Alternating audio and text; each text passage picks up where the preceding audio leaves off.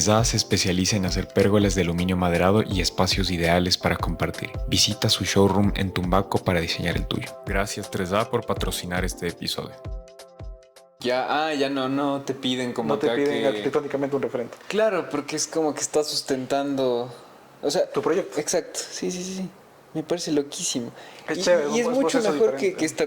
No sé, bueno, si será tan latina esta costumbre de buscar referente que haya solucionado una problemática parecida. Sí, Es mucho mejor porque eres mucho más específico y eres casi que... Y es tuyo. Ajá. Y es tuyo, porque literalmente la narrativa es en relación a ti. Entonces, como Oye. ves, todo un espacio es totalmente diferente como yo veo un espacio. Y lo que hacíamos de crítica era que te daban una persona al azar, te ponían un nombre de una persona al azar y decías que tenías crítica a la persona en 2 días. Tenía que explicarte a la persona la crítica, o sea, perdón, la persona tiene que explicarte tu proyecto, el proyecto de esa persona, y tú dabas una narrativa a ese proyecto. Y la crítica iba en relación a tu narrativa y a la narrativa de la otra persona.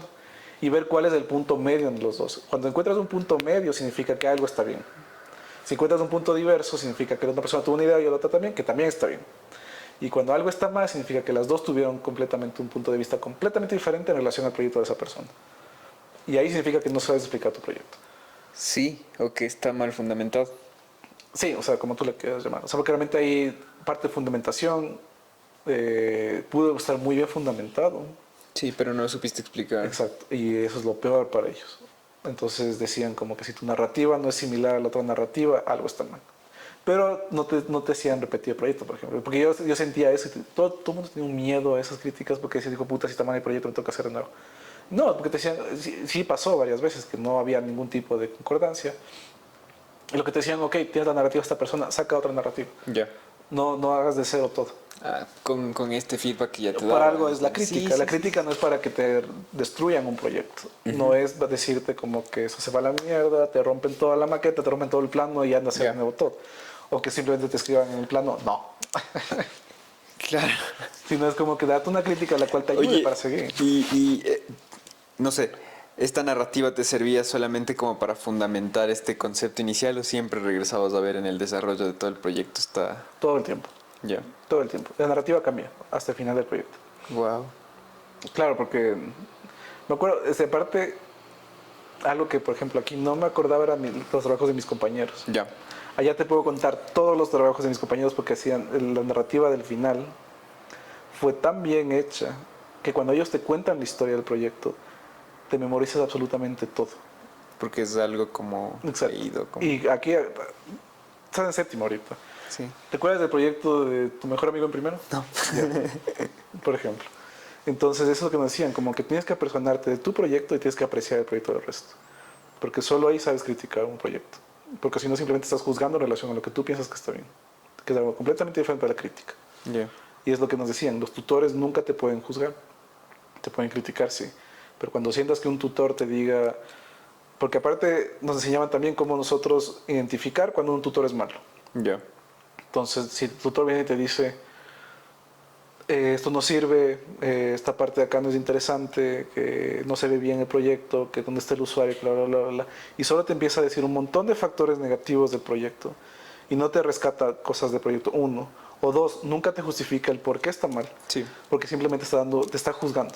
Eso no te está criticando, te está juzgando. Te está diciendo, hiciste mal esto, está mal esto, que no sé cuánto.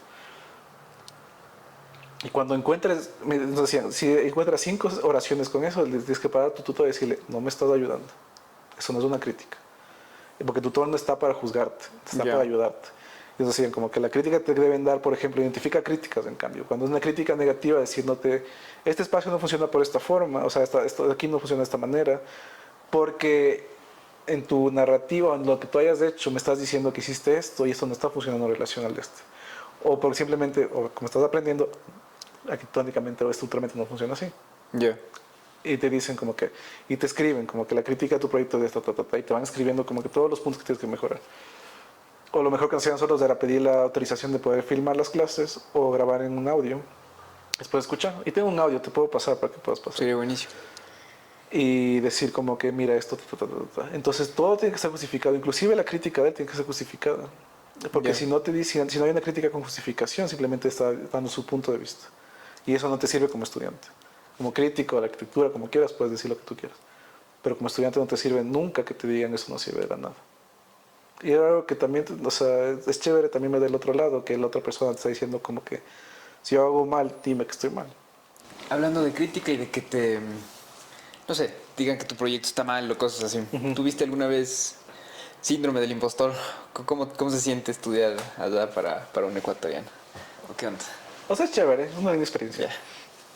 Síndrome del impostor, sí un poco, Ya. porque, a ver, mi primer miedo de ir a una universidad cara, porque una universidad cara, era de que la educación iba a ser en relación a lo que tú pagas. Eso significa que, no sé cómo explicarlo, que prácticamente entras porque tienes plata. Tenía mucho miedo de eso. Porque yo iba por una buena educación, no porque mis papás podían pagarme la universidad y porque pudieron pagarme pude entrar. Dos, cuando ya entré, porque obviamente hice el premasterado.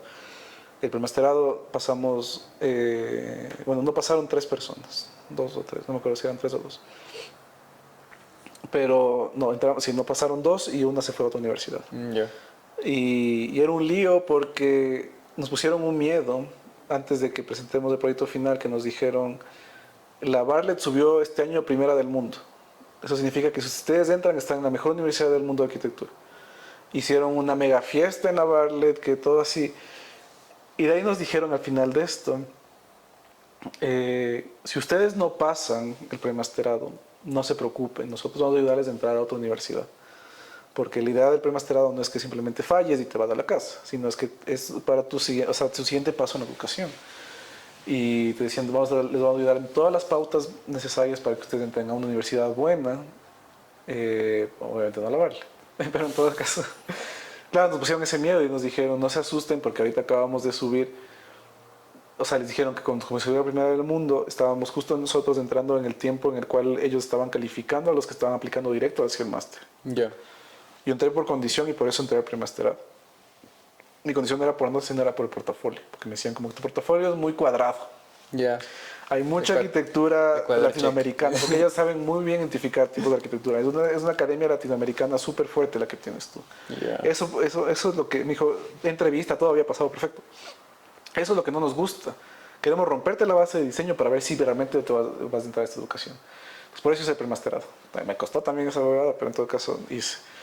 Y como en síndrome de impostor, que cuando pasé esto se me quitó por completo. Ahí dije, yo me merezco estar aquí. Ya. Y bueno, por ese lado. De ahí, claro, al final de eso nos dijeron, acabamos de recibir solo, la carrera de arquitectura ya se deriva en varios tipos de carreras, o sea, no es únicamente arquitectura. Ya. Y eso es algo que también quiero topar. Sino es varios tipos de cosas. Y en todo lo que son su gama dentro de la facultad de Building Environment de la Bartlett, habían recibido, solo porque soy el primer del mundo, como 20.000 aplicaciones de menos de una semana.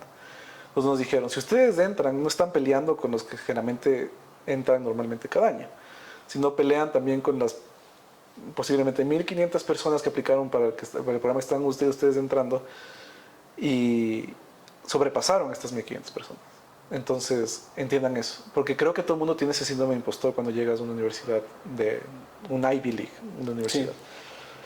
Porque dices, no, puedo pagar y por eso entro. Y de hecho, algunas veces sí recibí esos comentarios de aquí, como que cuando tus papás te pudieron pagar, pudiste entrar. Y ahí se me quitó todo eso. Me saqué, esos 6 meses han sido los peores 6 meses de mi vida. O sea, los mejores y los peores, no te imaginas. Creo que dormí en total 10 horas. Conocí lo que realmente era ir a un centro de estudiantes que esté 24 horas de universidad y hasta 24 horas. La facultad de arquitectura se cierra a las 11:30, pero realmente la universidad queda abierta hasta todo lo que tú quieras. Ir a un centro de estudiantes, tener los pubs ahí al lado para que tú duermas unas 2 horas y regresar a seguir trabajando, juntarte con tus amigos hasta la madrugada y comer. Hacíamos exactamente lo mismo acá.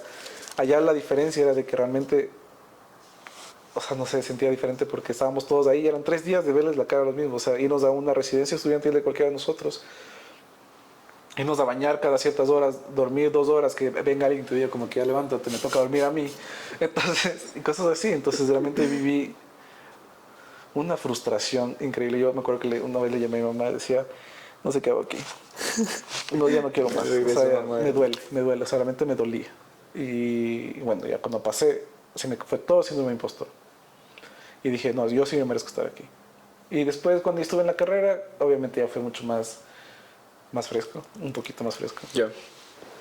Y tenía como ecuatoriano y ahí sabía que había un ecuatoriano más en el Syntax, que era un cuencano, no me acuerdo el nombre, Maldonado que es el apellido.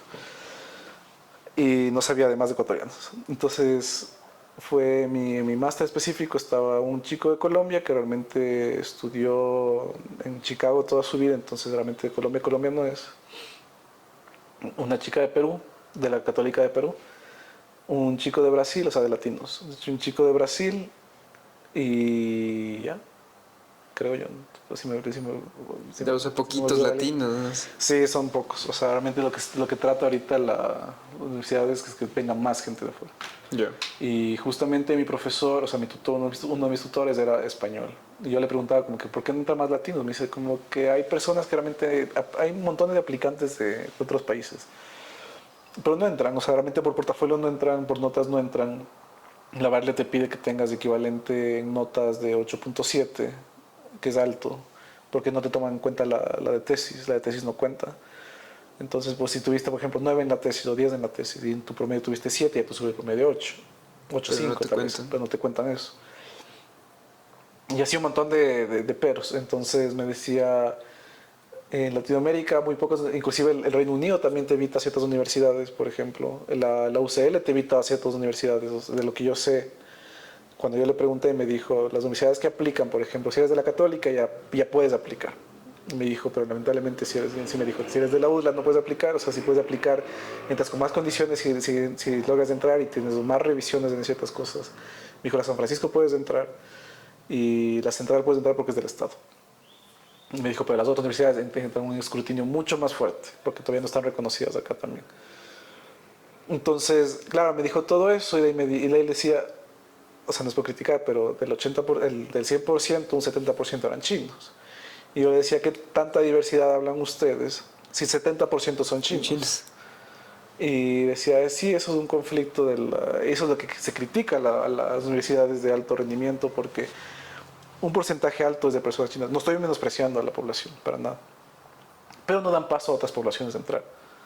Y yo les decía, como que no me parece eso. Y después hubo un montón de problemas por eso, porque no era criticar a un cierto tipo de población, sino que la universidad, porque era gente de dinero y al Reino Unido espero que no me voten de Reino Unido. El Reino Unido le favorece que ciertos tipos de perfiles entren al país porque gastan más dentro del país. Y un año de estudiantes había gente que tenía bastantísimo dinero y que sí gastaba una estupidez gigante de dinero. Una sola persona. Eso representa una economía del país, un típico capitalismo. Claro. Entonces, ese es el pero. Eso sí es un pero que yo digo, no toda universidad es perfecta. O sea, si hablas de diversidad, diversifica. O sea, sé justo con todos. Y bueno, entonces por el tema ese latino es eso. Dan paso más a una población que a otra población no le deja. Por ejemplo, americanos tampoco había muchos. ¿Por qué? Que el gringo tampoco gasta. Porque el gringo lo que hace es súper patriota. ¿Qué? El gringo es un súper patriota. No te gasta fuera. No te gasta fuera. Y su universidad es la mejor del mundo. Tienen MIT, tienen Harvard, tienen... Sí, tienes razón. Tienen Columbia. Ya. Entonces realmente tuvimos de gringos un compañero que era hindú. Era americano hindú. Claro.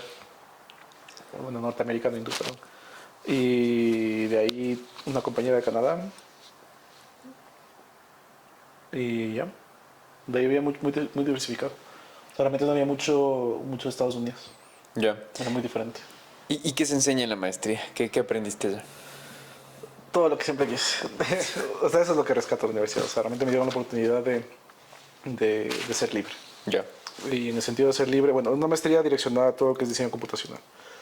La maestría que yo seguí es del March, que es el masterado en estudios avanzados de arquitectura, que prácticamente se deriva en el tema computacional, que es un solo tema computacional, y el tema arquitectónico, que traen bases computacionales para problemáticas de arquitectónica. Ya. Según yo, iba a ver Zaha Hadid. Eso es lo que iba a ir. Pero yo sabía exactamente los proyectos, revisas un portafolio específico que tienen ellos y ves más o menos cómo es el lineamiento del proyecto. Ya. Pero en mi cabeza yo sentía que el diseño computacional era muy relacionado con Zaha Hadid. Sí. O sea, arquitectura Zaha Hadid. Parte Foster. Oye, ¿podrías tipo de como arquitectura. más o menos darnos la diferencia para que entienda la gente de lo que estamos hablando, de cuál es la diferencia como entre diseño computacional y arquitectura paramétrica o... Ok, no hay diferencia. Arquitectura paramétrica está en diseño computacional. La arquitectura, a ver, el diseño computacional tiene 7 ramas específicas, se podría decir.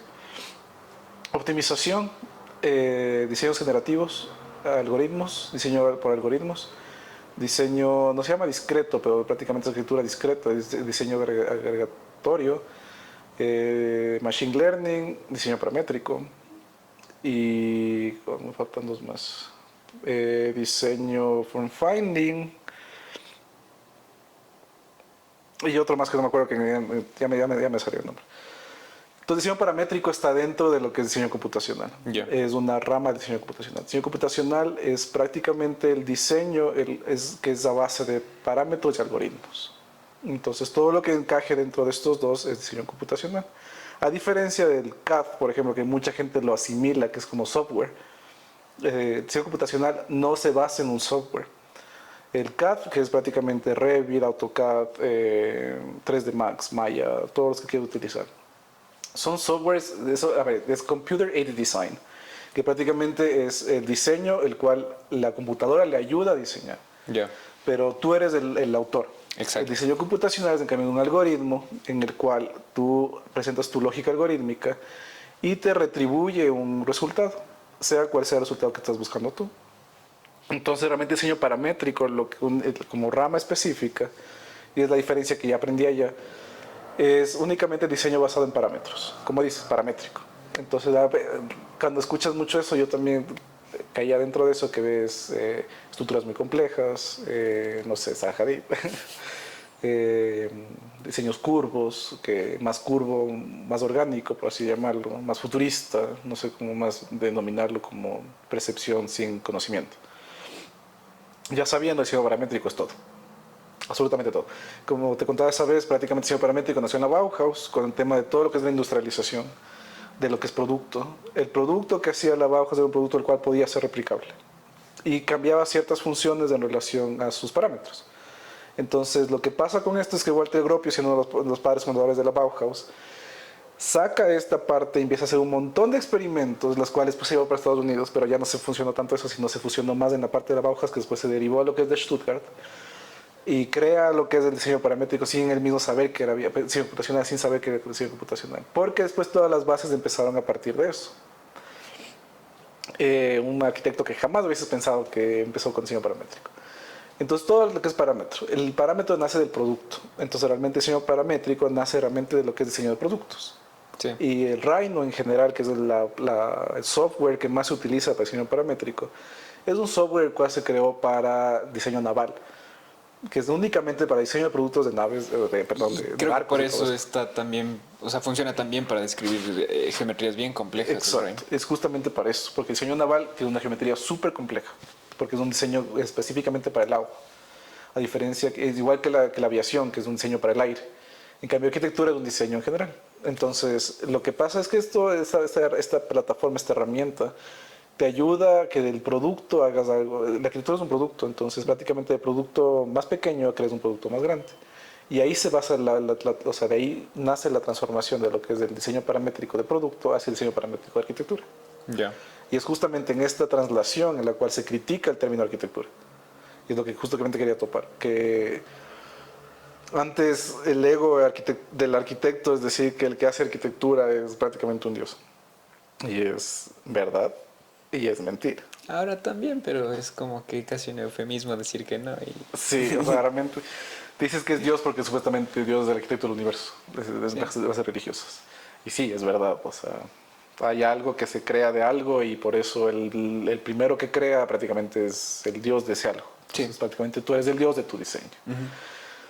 Temas de egocentristas me parece una estupidez decir que tú eres el que puedes crear lo que quieras. Exacto. Entonces, no, por ese lado no va. El tema de arquitectura no debería referirse únicamente al diseño y el producto arquitectónico, porque obviamente la arquitectura embarca diseño y construcción, sino debería ser un término en el cual el diseño sea diseño arquitectónico y la construcción es la construcción de la base arquitectónica o de un arquetipo. Entonces, justamente estos productos se transforman en arquetipos, que son, el arquetipo puede ser, no es de arquitectura, por más que que te relacione con arquitectura, realmente un arquetipo puede ser un vaso. Un arquetipo es simplemente algo que se puede reproducir, es un objeto el cual se puede reproducir. Y de ahí nace el parámetro y se trata de evolucionar el parámetro hacia la parte arquitectónica. El problema de esto fue, no el problema, sino más bien el plus que te dio esto fue que de repente te diste cuenta que con parámetros puedes crear arquitectura más compleja. Porque ya puedes manejar una cantidad de datos mucho más rápido de lo que generalmente te puede dar un software como un CAD no te da.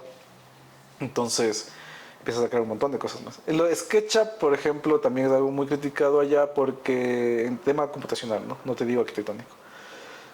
Porque en cambio te dice que el SketchUp te da toda la libertad para poder hacer lo que tú quieras. Si realmente aprendiera Rhino te das cuenta de lo que es realmente libertad. Porque es una libertad que el arquitecto necesita. La libertad del arquitecto no va en relación del diseño, sino en relación de lo que tú ya vayas a construir. Si tú tienes, por ejemplo, un edificio, no tienes libertad. Tienes un terreno, ya te están diciendo como que tienes de aquí. Lo que tú vayas a hacer en tu terreno es tu libertad. Pero tienes una base en la cual tienes que de ley basarte. Ya. Entonces, todo lo que son esos son medidas. Entonces, todas las medidas que vas a poner dentro de ese terreno realmente no son libertad. El diseño que tú quieres sí es tu parte de como tu esencia, es lo que yo decía antes. Pero tienes un montón de variables. Esas variables son los parámetros. Entonces, todo lo que tú pienses que no hay, o sea, por ejemplo, tienes 3 metros de retiro laterales y 5 detrás. Significa que si tu terreno tiene cierta medida, tienes una cierta medida para construir, por más que te quieras pasar, no puedes. Eso, lo que hace la parametrización es esto. Decirte como que, ok, tengo estas restricciones, ayúdame a hacer esto más rápido. Es lo único que te ayuda el parámetro. A hacer las cosas mucho más rápido. Simulación, esas cosas es completamente diferente, porque es un diseño algorítmico. Ya. Ya, y entonces ahora sí explícanos también qué es el diseño algorítmico. El algoritmo es más complejo, pero prácticamente es una receta. Ya. Es cómo hacer café, que es la típica que te enseña. Sí, cuando Tienes empiezas la en taza, algoritmos tienes el café y tienes el azúcar. y es una serie de pasos. Y tienes la leche. Son 4 variables. Eso significa que en la taza tienes un montón de variables porque tienes un montón de, ¿cómo se llama?, de alturas, de grosor, lo que tú quieras. Pero pongamos una taza simple. Entonces, literalmente, yo, como Pablo Isaac, pongo el café, el azúcar, primero envuelvo los dos y después pongo el agua. O solo pongo el café y después pongo el agua. Pero tú como Alejandro, ¿cómo haces el café? Primero el agua, después el café y al final el azúcar. Ya. Es el mismo producto. Diferente sabor, lo que quieras, pero es el mismo producto. La base algorítmica prácticamente es exactamente lo mismo, solo que a través de tu lógica creas algo. Entonces, mi lógica algorítmica no va a ser la misma tuya. La idea de esto es que prácticamente sepas lo que vas a hacer. Porque pasa lo contrario, si no sabes lo que vas a hacer, no tienes muy seguro lo que vas a hacer, muy posiblemente el algoritmo te controle a ti. Por más futurista que sea. Pero si no tienes idea de realmente lo que tú vas a hacer en tema arquitectónico, si tú no tienes un concepto de diseño muy fuerte, nunca vas a poder crear un buen algoritmo. Porque no vas a saber ni cómo tú mismo te manejas. Y eso es algo que me encanta el diseño computacional porque te enseña a racionalizar. Ya. Y claro, o sea, porque puede pasar que, como tú dices, el algoritmo te controle y, claro, te salga una geometría complejísima y linda, chévere, entre comillas, ajá. pero es una coincidencia. Exactamente, es una coincidencia. Ajá. Es una coincidencia y es lo que se llama los falsos positivos. Como le pasó en el COVID, exactamente lo mismo te pasa en diseño computacional. Tienes un falso positivo en el cual tú no sabes cómo te salió esa forma y dices, pues está chévere, lo voy a dejar así. Después cuando te piden que cambies eso, va a ser casi imposible que lo puedas controlar porque no tienes ni idea por qué te salió igual. eso. Exacto. Entonces, si no sabes cómo controlar, eso es lo que se critica del diseño computacional, en el cual la computadora te dio un diseño y eso está mal. O sea, está chévere, si quieres hacer tipo arte, ok, ya, que te dé un diseño artístico, chéverísimo. Si te da un diseño de producto que no va a ser funcional, no te sirve. Porque el parámetro en producto es más importante que el parámetro en arquitectura. Porque ¿Por qué? Si quieres porque el producto generalmente está hecho para reproducirse. Claro, o sea, ya que es un producto único. Ya te entendí. Si de repente el producto no te... O sea, si el parámetro de, ¿cómo se llama?, de grosor del producto está mal hecho y se hace, por ejemplo, en vez de hacerse un redondo, se haga el redondo más grande y te hace una elipse, ya no es un producto viable. Entonces, eso es el tema de la parte del algoritmo. Y si si a ti te da algo que no es y a ti te gusta, no tienes una buena base computacional. Oye, y igual, para la gente que está recién viendo estos conceptos, no estamos hablando solamente de fachadas con el diseño algorítmico. Puedes hacer todo lo que tú quieras. Ya. Eh, ¿Qué puedes hacer con diseño algorítmico? Todo lo que tú quieras, depende de lo que vayas a hacer. Actualmente se está... A ver, tienes dos líneas de parte de paramétrica computacional. La primera línea es la parte de construcción, o sea, la que vas a hacer edificios mucho más complejos, manejar información de datos mucho más fuerte. Temas de fachadas, como tú dices, no es una fachada tan, o sea, puede ser una fachada mucho más compleja, una facilidad mucho más factible. Pero o sea, si ayuda en la parte arquitectónica, te ayuda en todo. O sea, de que inclusive Revit como que ayudó un poquito antes de esto, y Revit aplica todos esos softwares que hacen 3D y 2D a la vez. El diseño computacional lo que hizo solo aumentar esa capacidad. Porque el diseño computacional es un sistema, eso hay que entenderlo muy bien. Hay que saber cuándo y dónde utilizar el diseño computacional. Porque caso contrario te puedes demorar muchísimo más tiempo en que te va a tomar dibujar un edificio como tú lo quieras dibujar, a querer parametrizar absolutamente todos los componentes del edificio. Tienes que saber en qué parametrizas y qué vas a utilizar diseño computacional. Caso contrario, no te metes a utilizar. En tu caso, ¿qué parametrizas? Yo parametrizo prácticamente los sistemas los cuales me van a ayudar a alguna función. Lo mejor que puedo hacer con diseño computacional es crear sistemas. Tal vez, o sea. Sí, es que es otro tipo de arquitectura. Pero prácticamente sí es para arquitectura convencional. Estructuras, ¿cómo se llama? Plantas. Y ahí yo parametrizo la planta y si la planta me cambia, yo cambio un parámetro y se me cambia absolutamente todo. Si yo quiero, por ejemplo, una planta de 70 metros cuadrados cuadrada. Pero a ver, espérate. Es que yo también, para mí, ya había escuchado un par de estas cosas y todo eso. Pero cuando te refieres, si cambia la planta, cambia el resto, también te cambia la fachada o... Todo. Ya. O sea, si haces un cambio, te cambia absolutamente todo. Y sí, a ver, es lo que te decía, si no controlas bien, te puede cambiar a mal. Por eso, exacto. Te puede... Si parametriza absolutamente bien, el mejor, a ver, cuando un buen... ¿Has visto los de Grasshopper, verdad? Sí. Cuando ves un componente, sabes si está bien hecho o está mal hecho. Porque si controlas todo con ciertos sliders, está muy bien hecho. O con números, o solo saco con esto. Si de repente tienes que regresar a una parte del algoritmo para controlar algo, está mal. Ya, claro. O si, por ejemplo, instanciaste lo que se llama prácticamente cuando tienes un objeto y lo pasas directo al algoritmo y el objeto no está parametrizado, no está instanciado. Eso significa que cuando en el momento que quieres cambiar un slider, el objeto no se va a cambiar. Claro. Porque ya está creado.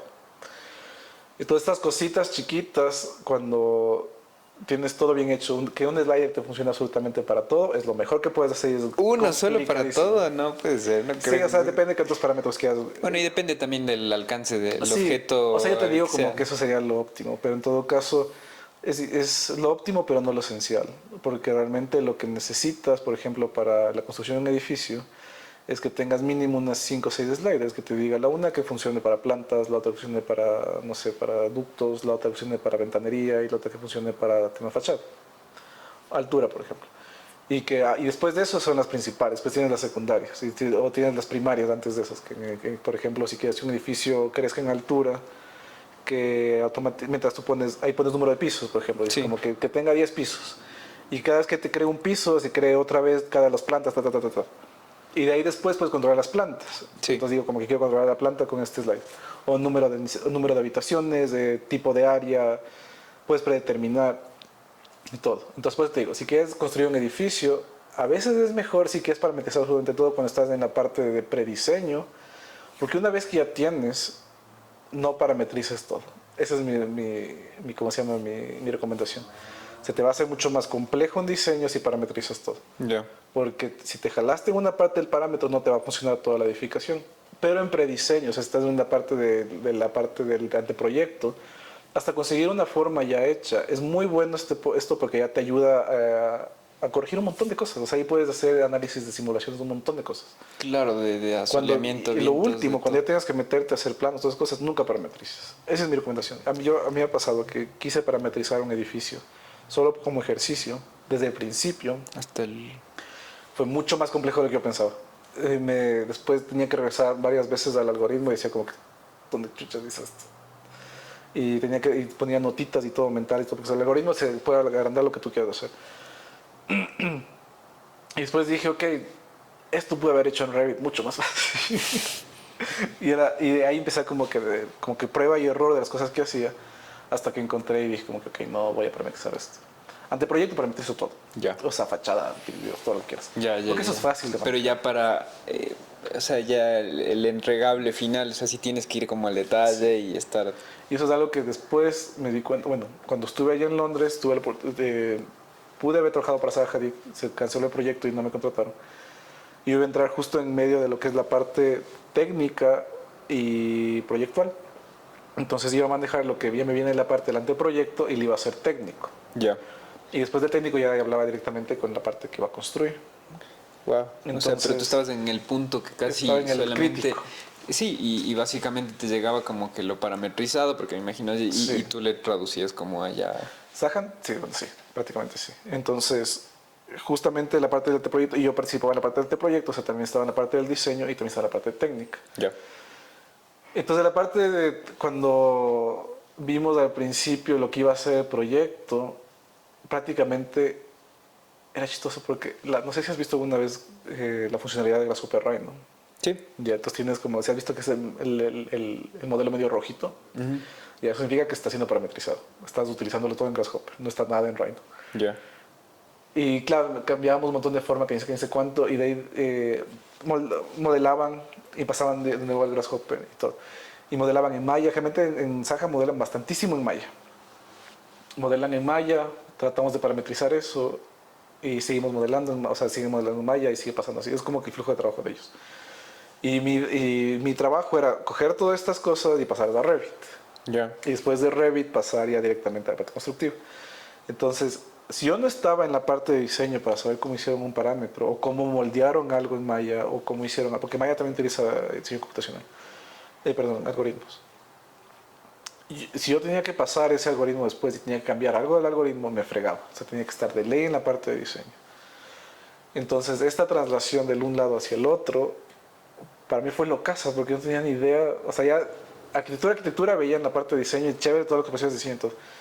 Pero ya para hacer mi trabajo, yo decía, hijo de puta, esto me metí en algo que no sé cómo voy a hacer después. Ya. Porque yo veía, y claro, al principio usaban como solo ejercicios prácticamente, y decía, nunca voy a hacer esto, nunca voy a poder mandar esto a Revit. Como yo le veía a Revit tan cuadrado, Sí. que decía, ¿cómo mierda voy a meter esto a Revit? O sea, de una forma muy compleja, y decía, no sé cómo carajos voy a hacer esto en Revit. Después descubrí la grandiosa interoperabilidad de Rhino Revit y ya podía mandar directo a Revit las cosas. Ya. Sí. Sí, hay un plugin. Entonces, cuando ya pude hacer eso, dije, ok, ya, estoy bien. Porque recién estaban implantando Revit a la empresa, bueno, no tan recién, hace unos 5 años. Porque Revit es un BIM, que es algo completamente diferente a diseño computacional. Exacto. Pero es un BIM, que es algo que en cambio te ayuda a que todo el mundo esté metido ahí. Y está revisando tanto la parte proyectual, tanto la parte de diseño, tanto la parte de constructiva, todo el costos, mundo, todo. en el cual tienes que saber de ley la parte computacional para poder meter a Revit, pero en todo caso Revit es todo allá. Últimamente están utilizando todo Revit. Todas las empresas están mandándose a Revit de nuevo, ya no tanto ArchiCAD. ArchiCAD sí llegó a un muy buen punto de Europa. Pero todos utilizan Revit porque Revit es muy fácil para que otras personas trabajen sobre el mismo proyecto. Ya. Y en la parte proyectual, que era mi mayor, o sea, que iba a ser mi función principal, era tratar de que el algoritmo nunca se me desfase con lo que estén haciendo los otros. Y si tengo que desfasar algo de mi algoritmo para que no le dañe tanto al parámetro, para que entre directo a la parte de dibujo. Entonces ese era mi trabajo, ese iba a ser mi trabajo. Entonces ahí aprendí lo que iba a ser, lo que es realmente el diseño paramétrico. Eso es paramétrico, no es computacional. Hay ciertos algoritmos sí para ciertas formas y funciones, pero es netamente paramétrico, de cómo el diseño computacional realmente está en una empresa la cual construye. Ya. Y es lo que acá sería chéverazo que implementen, pero falta un montón de gente especializada para eso. Porque los clústeres de excelencia de allá lo que hicieron fue únicamente cambiar lo que fueron los dibujantes por diseñadores computacionales. Porque como está la empresa basada en el Reino Unido, tienen tanto extranjero que vaya a estudiar. Y hay tantas carreras ahorita en arquitectura que están trasladándose absolutamente todo el diseño computacional, que hay un montón de gente. Entonces, O sea, desde lo que te vende Reino Unido diciéndote como que tenemos las mejores empresas de arquitectura siendo como arquitecto, hablando como arquitecto. Ven acá a estudiar, pero te quedas acá a trabajar. Ya. Entonces, como yo estuve justo el tema Brexit, yo no tenía visa de trabajo.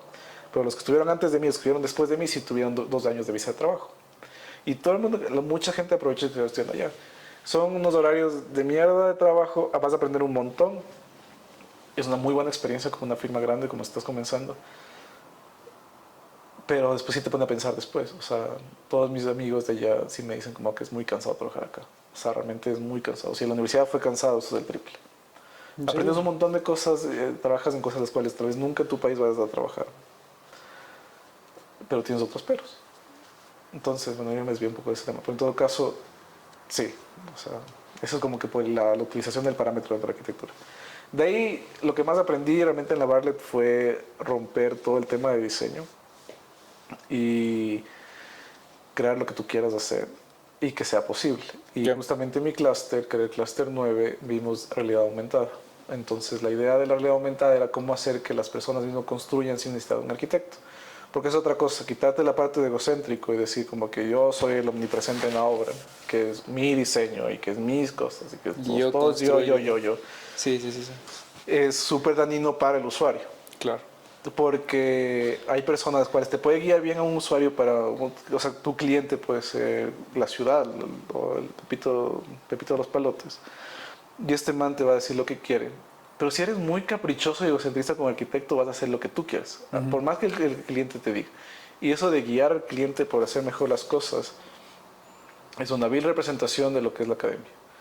Lo que te dice que no seas caprichoso, que te justifica todo. A la final, cuando ya eres arquitecto, y he visto en muchos casos, haces lo que te dé la gana. Y eso es mal. Y lo que te trata de diseño computacional es justamente esto, de construir ese pensamiento, tratar de democratizarlo un poco y decirte, ok, te estás creando un sistema. Exacto. El sistema que estás tú creando, porque realmente computación es todos sistemas. Y como literalmente diseño computacional, como dice el nombre, viene de computación. Y computación viene de la arquitectura sistemática, o arquitectura en sistemas. Si no creas un sistema, no te sirve para nada el diseño computacional. Ni siquiera te metas a estudiar si no sabes cómo hacer el sistema. O sea, si no piensas en sistemas. En forma de algoritmo, más o menos. Exacto. Y el algoritmo, como en todo lo que es de ingeniería en sistemas, y pregunta cualquier ingeniería en sistemas, todos copian algoritmos. Sí, sí. Hay librerías de algoritmos y eso es normal. Porque ¿para qué vas a crear un algoritmo desde un principio si alguien más ya lo hizo? Exacto. Y es lo que como arquitecto piensas que es plagio. Como cualquier académico inclusive. Pero no es plagio cuando eso es dado hacia la gente. No es plagio, porque literalmente dices como que utilicen. Open source. Open source, ajá, las plataformas open source. Y todo lo que nos estaban dando en ese tiempo era open source. Que todo lo que tú hagas como arquitectura sea open source, que todo el mundo pueda replicarlo. Ya. Que tu sistema sea tan bueno que todo el mundo pueda hacer, o que tu sistema sea tan bueno que todo el mundo pueda construir. Porque la idea no es que tú seas un arquitecto de renombre. A ver, el renombre no viene en eso, sino es otro tipo de renombre. Si tú quieres coger la parte computacional y llevarlo al extremo de capitalismo. Sino es más bien ayudar a alguien que no sepa o ayudar a un sistema que funcione mucho mejor. Eso es a lo que siempre apuntaba todo. Ya. Y eso era un lío después. Porque para que tu sistema todo el mundo pueda construirlo, tú tienes que empezar desde lo más complejo hasta lo más fácil. Porque si haces desde lo fácil es complejo. Tienes que hacer la parte de la complejidad más fuerte. ¿Qué es lo más complejo en ese caso? Lo más complejo es prácticamente la geometría compleja, la más compleja que puedes construir. Ya. Y por eso el diseño computacional tiene geometrías complejas. Porque si no mejoras la complejidad, nunca vas a llegar a la facilidad. Todos los sistemas que nosotros conocemos, pórticos, parte de estructuras, por ejemplo, el pórtico, Lo más fácil es la... derivaron de sistemas mucho más complejos, porque al principio construías, por ejemplo, no sé, o sea, me invento, como que todo lo que son sistemas de porticados eran antes en triángulo. Te hablo mucho más antes de todo esto. O cuevas, o cosas así. Para el momento de replicar, antes cuando todavía no se entendía bien el arco, lo más fácil era hacer el triángulo, porque todas las cosas se sentaban y así. Luego se transformó en el pórtico. Entonces siempre comienzas de la parte más compleja, porque realmente primero tienes que entender la parte compleja.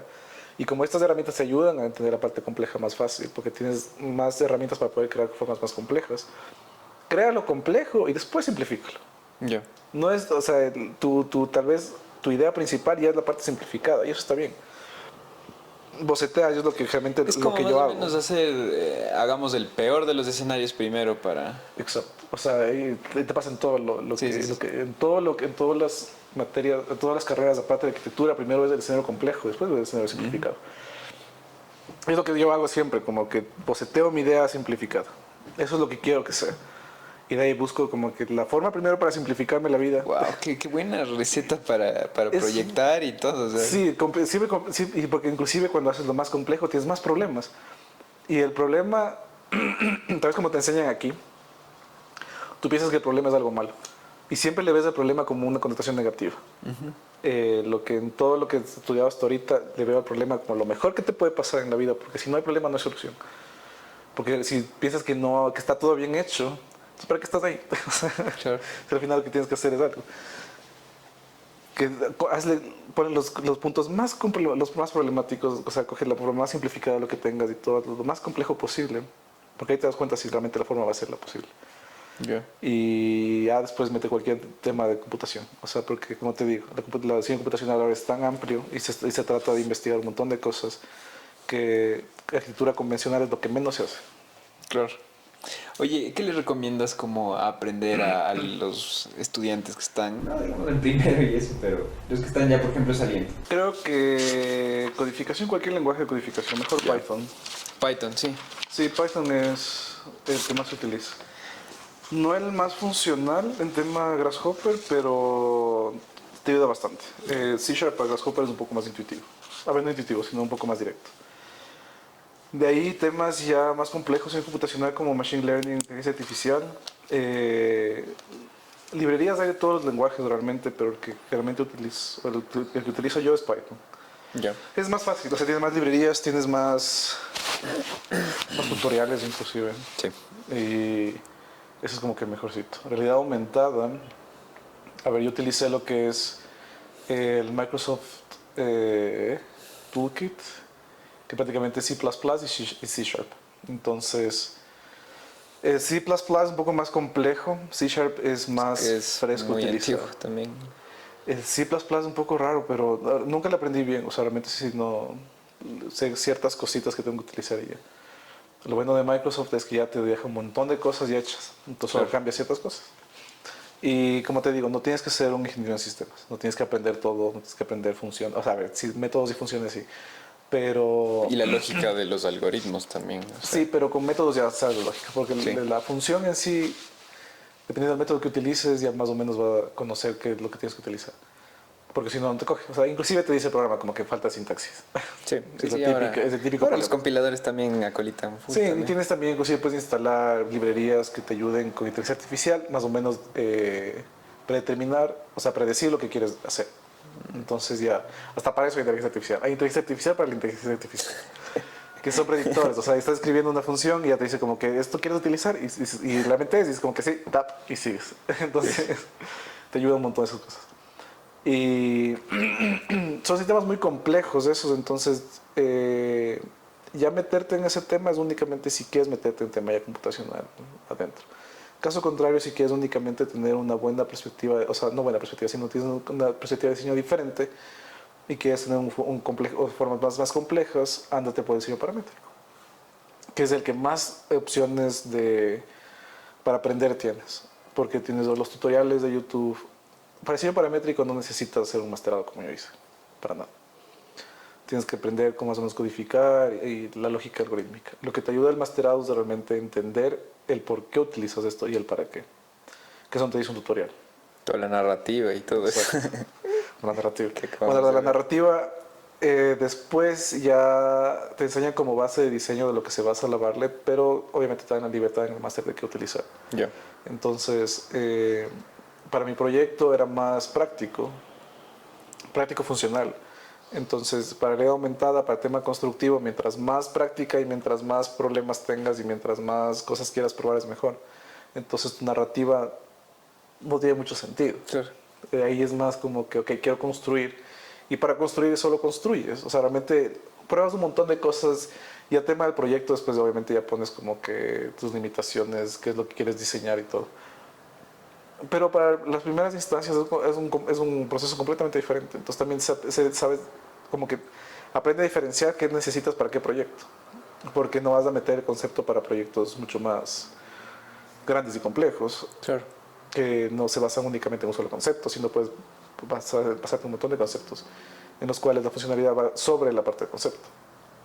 Entonces, o sea, aprende un montón de cosas para después saber qué utilizar para los proyectos que tengas. Ya. Nada es una base, nada es algo que tengas que seguir por siempre en tu vida. A no ser que solo quieras hacer ese tipo de arquitectura, entonces limítate a hacer solo ese tipo de arquitectura y está bien. Y es lo que, si eso es lo que te apasiona, hazlo. A mí me apasiona algo mucho más amplio, en el cual yo pueda decidir qué tipo de arquitectura utilizar para qué tipo de necesidad, por ejemplo. Entonces, si no me puedo definir con un estilo específico, lo que estoy tratando es como que transformar absolutamente toda la parte computacional, porque hay un tipo de arquitectura ahí la cual me interesa mucho más que la arquitectura convencional, sin dejar de lado la arquitectura convencional, pero la arquitectura ya más sistemática me parece hermosa, o sea, de que no sé, que tengas que hacer otro, no sé si estás familiarizado con la ETH, por ejemplo, que hace un montón de cosas que está metiendo ahorita, por ejemplo, realidad aumentada para poder construir muros de ladrillo, que está metiendo temas de formas complejas de hormigón para crear otro tipo de columnas. Y, y ya más, o sea, como que cuando ya entras a este ámbito empiezas a ver otro tipo de arquitectura que ya te empieza a traer mucho más, como temas de Midjourney, que están ahorita sacando un montón de cosas con AI, que me parecen hermosas, pero totalmente hermosas, de formas más complejas que pueden que no son arquitectónicas, se basan en la arquitectura, pero no son arquitectónicas, un poco más escultóricas. Como, ¿cómo se llama? Si no olvido su nombre, este man, él nos da Danoy. Bueno, el que está haciendo todo lo que es el tema de... En la Casa Gaudí, que recién fui, había una exposición de él, que es prácticamente un cubo en el cual tienes un montón de información de la Casa Dalí, Ya. que el man abstrae toda esta información, la transforma en datos de procesamiento y empieza a crear formas mucho más complejas para que tengas una visualización de todo lo que es la Casa Dalí. Sigues viendo la Casa Dalí dentro de esas formas complejas, pero no es la Casa Dalí. Entonces tienes como que un montón de imágenes que vienen por todo lado de que son completamente otras cosas, tienes datos dentro de eso, que es algo, una escritura, o sea, una escritura virtual hermosa, basado en algo que ya existe. Entonces, lo que trata de diseño computacional es justamente pasar el ámbito convencional y tratar de dar nuevas ideas para ciertos sistemas. Claro. Porque como te digo, esto se basa en sistemas, no es un producto hecho. Sino No es estética Zaha Hadid. Bueno, Zaha Hadid es parametricismo. Sí, sí, sí, sí. Que es un movimiento de la arquitectura, en el cual es una arquitectura basada en parámetros. Entonces, Zaha Hadid, Foster, Big, ¿qué más? Bueno, las grandes empresas que ahorita manejan prácticamente todo el mundo de arquitectura, todos ellos se basan en diseño computacional. Entonces, todos tienen parámetros. O sea, eso está dentro ya del proceso de diseño de ellos. Entonces, ya es algo completamente computacional, por así decirlo. Las formas complejas que ellos hacen ya es algo mucho más diferente. UN Studios también, PLP.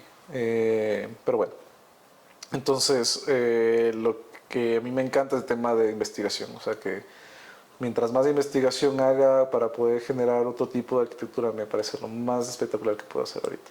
Y justamente por eso me trae el segundo máster, porque ya en el primero aprendí todo lo que es el tema computacional. Y después quería aprender todo lo que son las herramientas para poder crear este tipo de diseño. Y el segundo máster lo que me dio fueron las herramientas. Yeah. Realmente taller de diseño y todo, sí tuvimos como que cada cierto tiempo teníamos que traer los proyectos. Era dividido en 3 tipos de módulos. El primer módulo hacíamos todo el tema de estudio de ambiente y estructura, o sea, environmental y estructura. Y en el segundo vimos todo lo que es arquitectura espacial. Y en el tercero vimos prácticamente AI con temas urbanos. Entonces, los 3 módulos te enseñan las formas los escenarios más complejos para entender lo que es la estructura computacional. Yeah. El primero era form finding, estructuras más complejas, temas de análisis ambientales, de ecosistemas, biodomos, todo esto.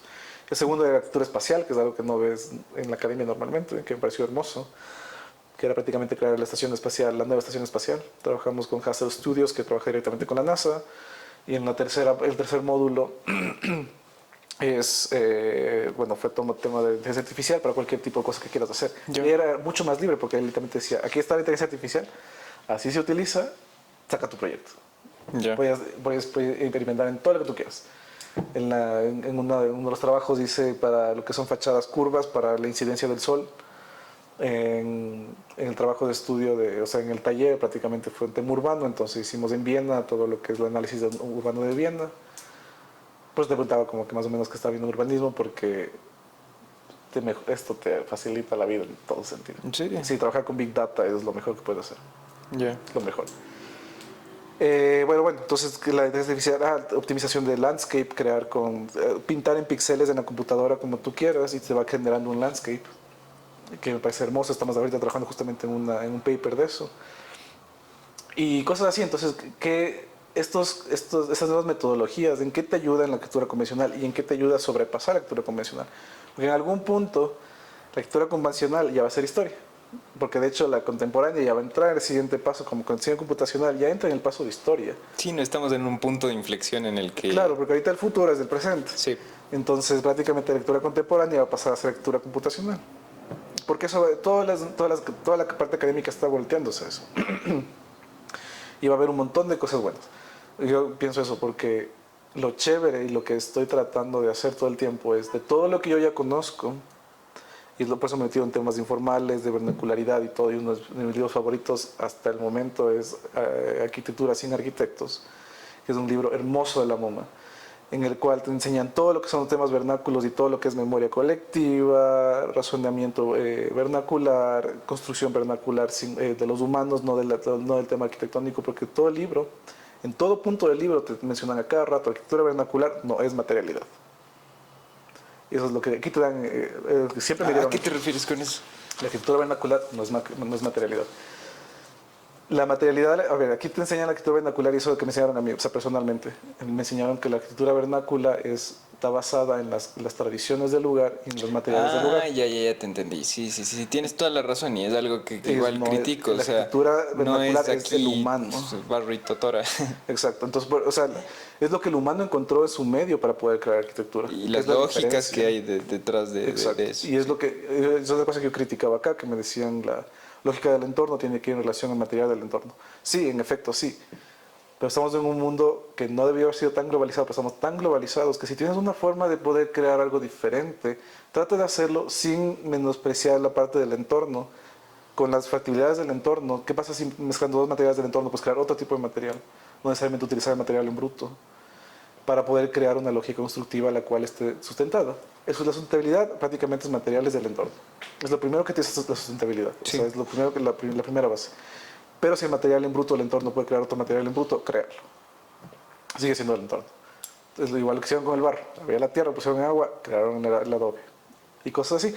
Y bueno, en este libro prácticamente te dice esto, como que la materia... Y este libro es se puede decir, no sé si es la padre o la madre de la parte de la vernacularidad arquitectónica.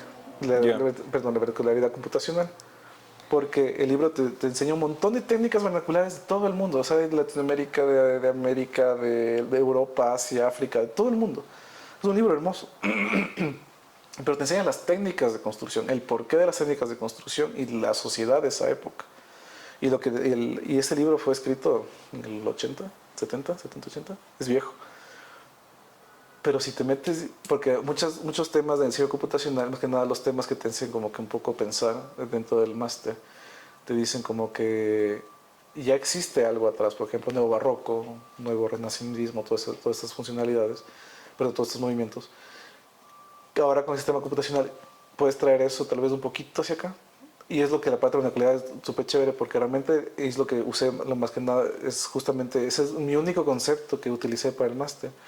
Fue que el humano es lo que crea la vernacularidad. Entonces tú como humano, tú ya tienes un bagaje de construcción atrás tuyo. Entonces, porque hasta por necesidad, si pasase algo, vas a poder construir un refugio. Entonces, si tienes todo este bagaje de información, de técnicas acertadas dentro de sectores informales o dentro de tu parte vernacular de tu país, sí.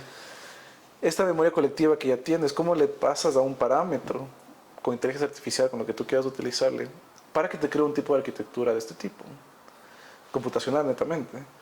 Y justamente yo me inspiré en un proyecto que fue el ganador de la medalla de oro cuando estaba en el máster, que prácticamente cogían de un sector que ya está despoblado y traían robots para que empiecen a escanear y analizar todo lo que son asentamientos anteriores, actuales, todo.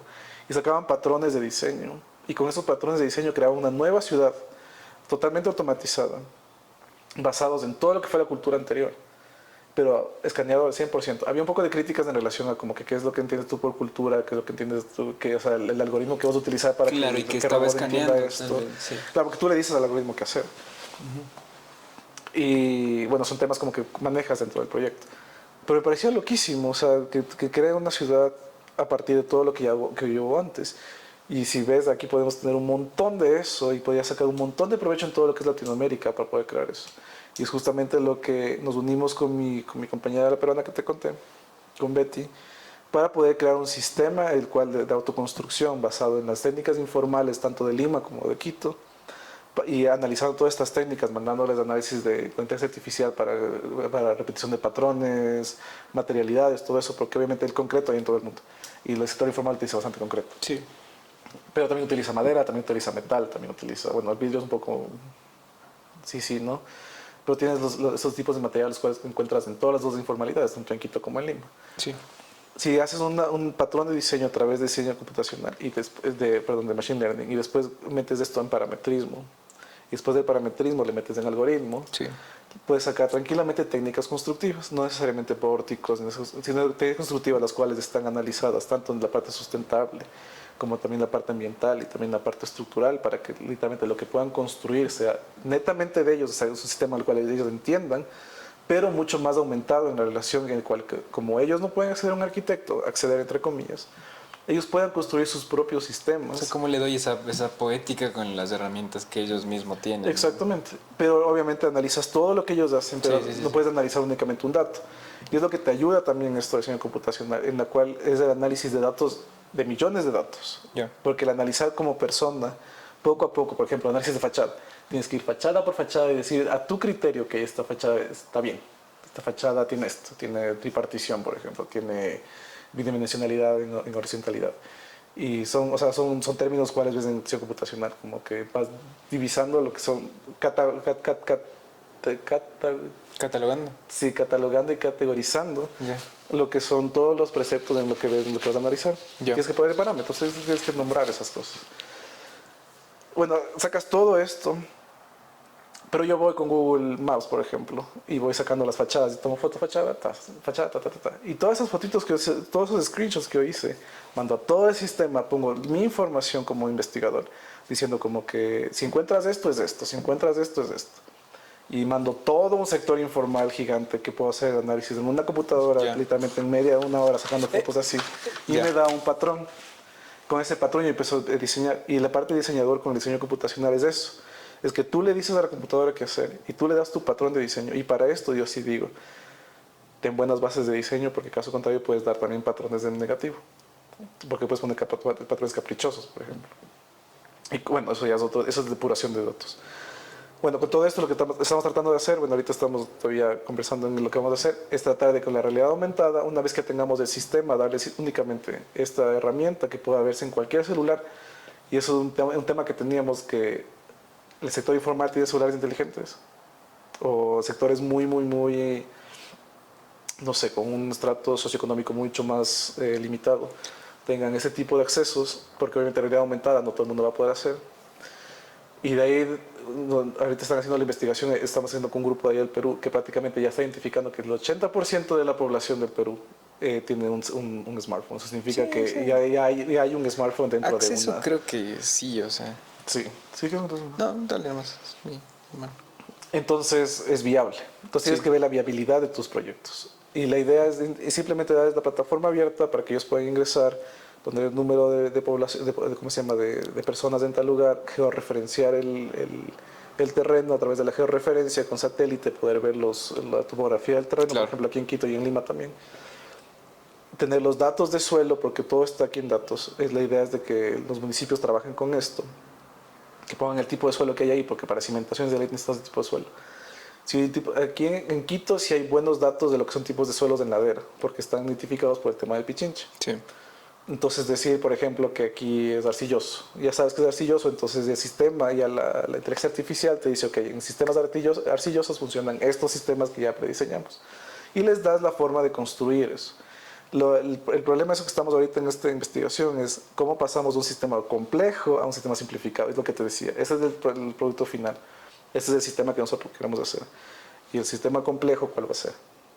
Entonces ahorita estamos en ese punto. Ya. Entonces para ese tipo de cosas, el diseño computacional te ayuda un montón.